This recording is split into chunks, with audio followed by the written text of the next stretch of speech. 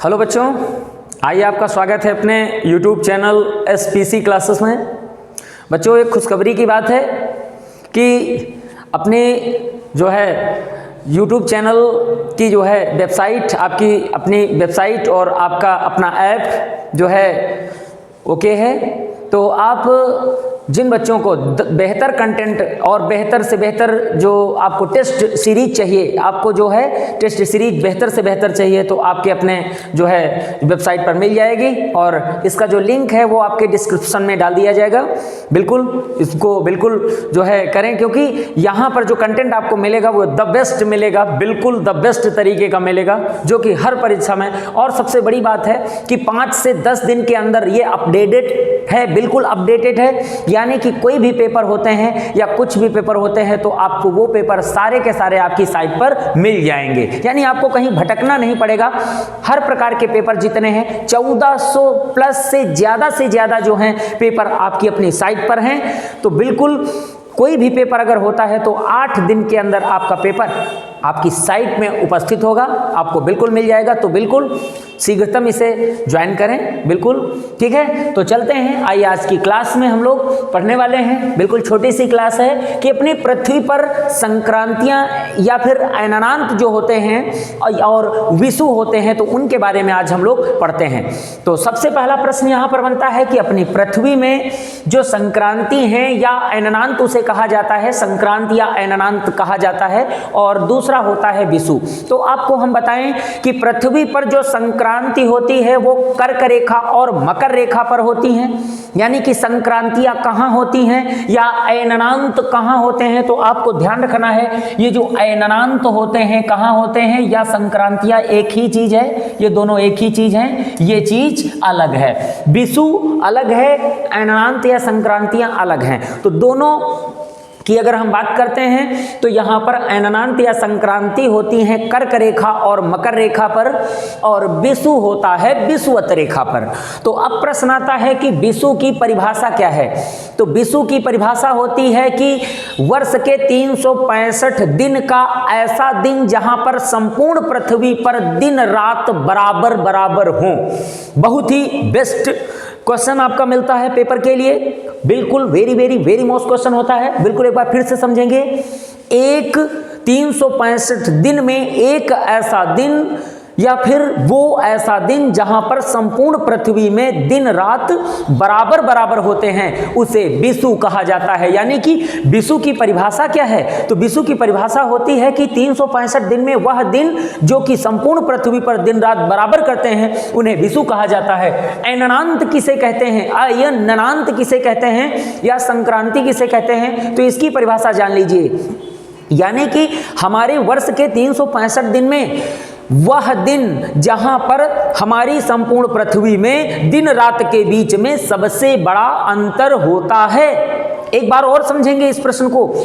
संक्रांति या ऐनानांत किसे कहते हैं, जहां पर पृथ्वी पर जो 365 दिन होते हैं एक साल के, उन एक साल के 365 दिनों में जिन दिनों में वर्ष के जिन दिनों में संपूर्ण पृथ्वी पर दिन रात के बीच में सबसे बड़ा अंतर हो उसे संक्रांति कहा जाता है। तो आइए चलते हैं। सबसे पहली बात अगर हम करते हैं कि ये कर्क रेखा है जो ऊपर की 23.5 डिग्री है, ये कर्क रेखा है, ये बीच की भूमध्य रेखा है और ये मकर रेखा है। तो चलते हैं, सबसे पहले हम यहाँ समझते हैं कि कर्क रेखा पर अगर हम बात करते हैं सूर्य कब होता है, तो बिल्कुल याद कर लो 21 जून को होता है। 21 जून, यानी कि कर्क रेखा पर सूर्य कब जाता है, तो 21 जून को जाता है। और मकर रेखा पर सूर्य कब जाता है, तो नीचे याद कर लीजिएगा बिल्कुल आप इसे, यानी कि 22 दिसंबर को। मकर रेखा पर सूर्य कब होता है, 22 दिसंबर को, और कर्क रेखा पर सूर्य कब होता है, 21 जून को होता है। अब बात आई कि एक बार जाते समय और एक बार आते समय, यानी कि सूर्य की दो स्थितियां होती हैं। कौन सी रेखा पर, भूमध्य रेखा पर 2 स्थितियां होती हैं, और कर्क रेखा पर एक स्थिति और मकर रेखा पर एक स्थिति। मगर जो आपकी रेखा है जिसे आप क्या कहते हैं, यानी कि भूमध्य रेखा, तो भूमध्य रेखा पर दो स्थितियां बनती हैं। तो दो की तारीखें कौन कौन सी हैं? तो जाते समय यानी कि सूर्य का दक्षिण से उत्तरायण होते समय सूर्य कब भूमध्य रेखा पर होता है? तो 21 मार्च को होता है। इस क्वेश्चन को आपको रट लेना है, वेरी मोस्ट क्वेश्चन।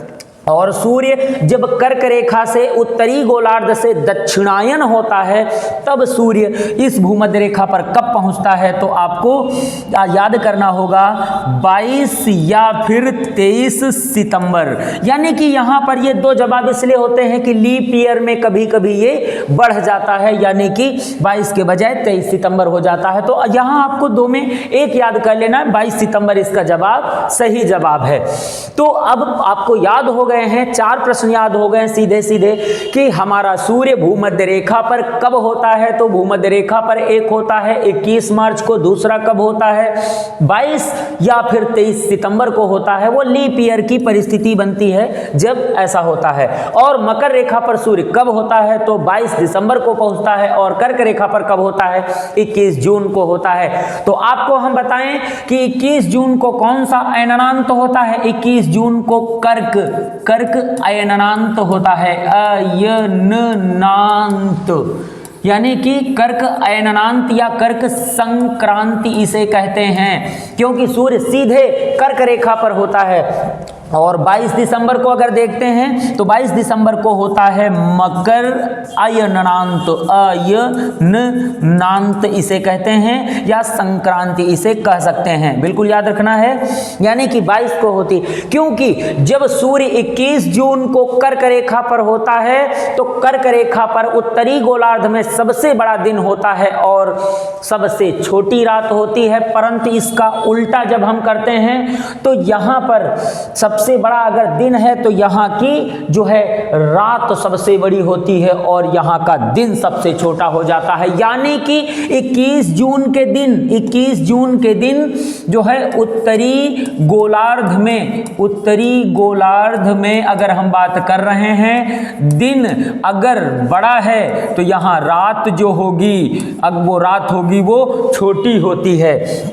और यही का अगर उल्टा 21 जून की तारीख का अगर उल्टा दक्षिणी गोलार्ध में करते हैं तो यहाँ क्या होता है? बिल्कुल जान लें कि इसी दिन जहाँ ऊपर दिन जो लिखा है वो बड़ा है तो यहाँ दिन छोटा कर दीजिए और जो रात है वो बड़ी कर दीजिए। यानी 21 जून के ही दिन दक्षिणी गोलार्ध में दिन छोटा हो जाएगा और रात बड़ी हो जाएगी। ये इसका, इसलिए यहाँ संपूर्ण पृथ्वी पर दिन रात के बीच में 2 तारीखें ऐसी होती हैं जहाँ पृथ्वी में सबसे बड़ा अंतर पाया जाता है दिन और रात के बीच में। इसे हम संक्रांति कहते हैं।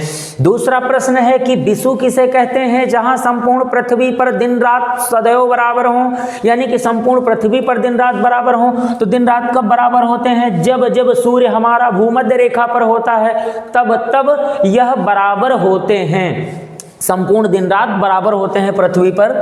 तो अब प्रश्न आता है 21 मार्च को दिन जब बराबर होते हैं तो कौन सा विषु होता है? तो इसका नाम होता है, 21 मार्च वाले का नाम होता है बसंत विषु। आपने नाम पढ़ा है इसका, बसंत विषु किसे कहते हैं? 21 मार्च को होता है। रट लो, पेपर में सबसे ज्यादा पूछा जाने वाला प्रश्न है बसंत विषु कब होता है? 21 मार्च को होता है। कौन सी रेखा पर सूर्य होता है तब बसंत विषु होता है? तो भूमध्य रेखा पर जब सूर्य होता है तो बसंत विषु होता है। और जब हम लौट के आते हैं उत्तरायण से दक्षिणायन की तरफ, क्योंकि यहाँ देख रहे होंगे कि सूर्य जो हमारा है किस तरीके से गति कर रहा है। साल के जो 365 डेज आपके होते हैं वो सर्किल कैसा कर्क से मकर सर्किल इसका चलता रहता है। तो इन 365 दिन के सर्किल में सूर्य की कितनी परिस्थितियां बनती हैं? 4, 2 परिस्थितियां भूमध्य रेखा पर और 2, एक कर्क एक मकर पर बनती है। तो यहाँ पर जब सूर्य हमारा लौट के पुनः 22 सितंबर को लौट के आता है तो इसको हम क्या कहते हैं? 22 सितंबर वाली डेट को हम कहते हैं शरद विषु कहा जाता है। बिल्कुल वेरी मोस्ट टॉपिक है, बिल्कुल रटने वाला टॉपिक है भाई।